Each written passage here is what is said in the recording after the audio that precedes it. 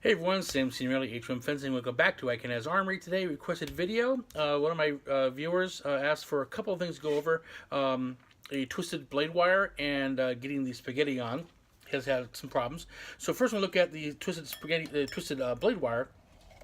And what he means is, when you're in the act of straightening the wire out, and sometimes the wire folds over on itself, and the loop happens. Okay, hang on a second, I'll give you a better look at it. Stand by for a second.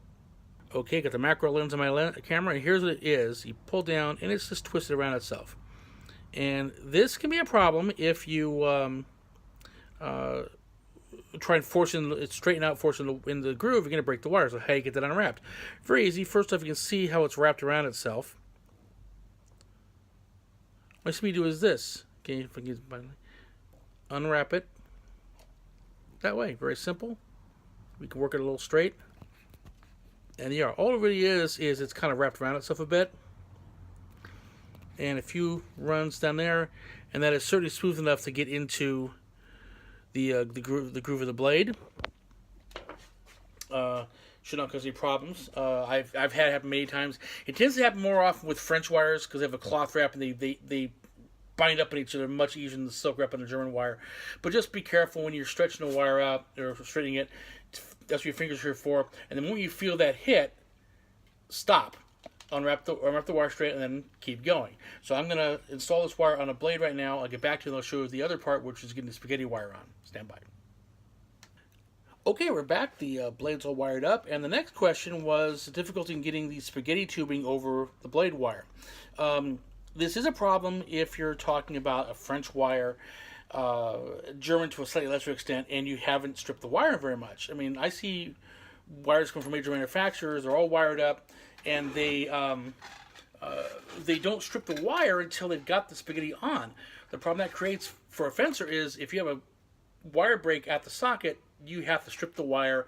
It's a German wire, strip the wire and the varnish off before you can hook it back up again. So what I do is I strip it far down the way. So if you look at this wire here against this background of this casing, here's the outer silk wrap of the German wire, and it stops here. I have stripped all of this, about another 8-9 inches off. I've stripped the wire off it. The outer wrap off it. I've burned the insulation off. This wire's ready to go now. Okay, so if we get a wire break, and if it's connected to a socket up here somewhere, I get a wire break, all I do is take undo the socket, pull the old wire off, new one on, ready to go. It's a very quick repair.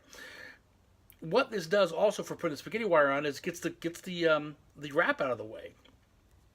So now I put the spaghetti tubing on, and because the only thing that's going over right now is the wire itself, and it pokes through the back end here. Now I have my hand on the wire itself, and here's spaghetti tubing ending, and the silk wrap starts about here.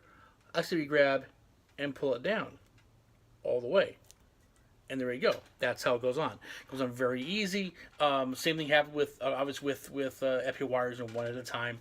The issue is really to get the wrap out of the way of the tubing enough to get it so it pokes out of it. You can grab a hold of it and you can pull it down. Just trying to force it down without being able to hold on the top of the wire. That's a real pain in the butt. But that's how you get on there. I hope this answers the guy's question. As always, happy armoring.